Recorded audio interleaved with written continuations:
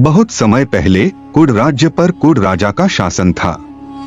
वह पराक्रमी और न्यायप्रिय था, लेकिन उसकी सबसे बड़ी कमजोरी थी अविश्वास। वह किसी भी जादू, रहस्य या देवीय शक्ति पर विश्वास नहीं करता था। दूसरी ओर सुदूर पर्वतों में एक महान जादूगर रहता था, जिसकी एक सुंदर और अद्भुत शक्तियों वाली बेटी थी, आरुषि।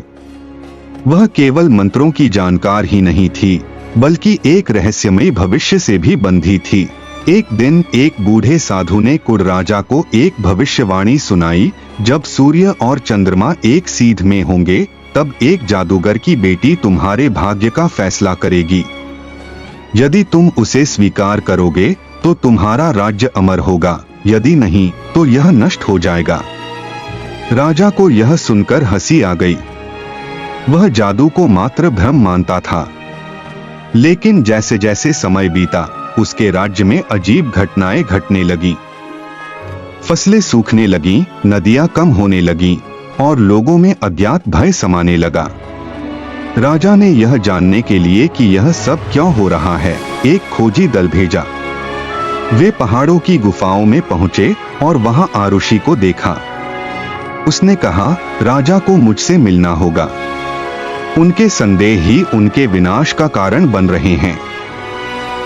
जब राजा ने आरुषि को अपने महल में बुलाया तो उसने स्पष्ट शब्दों में कहा, कभी कभी जो दिखता नहीं वह भी सत्य होता है।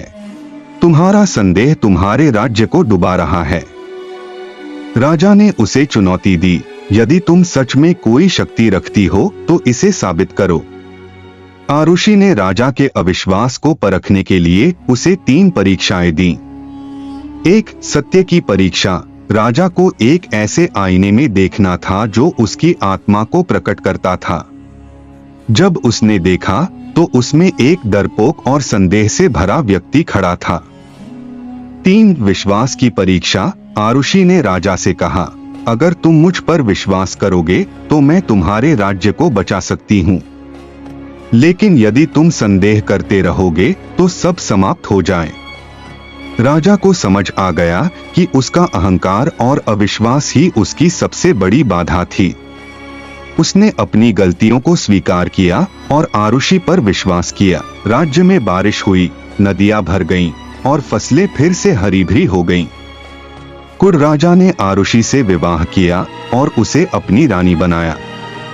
इस प्रकार संदेह के स्थान पर विश्वास और अहंकार के स्थान पर प्रेम ने कुड राज्य को बचा लिया।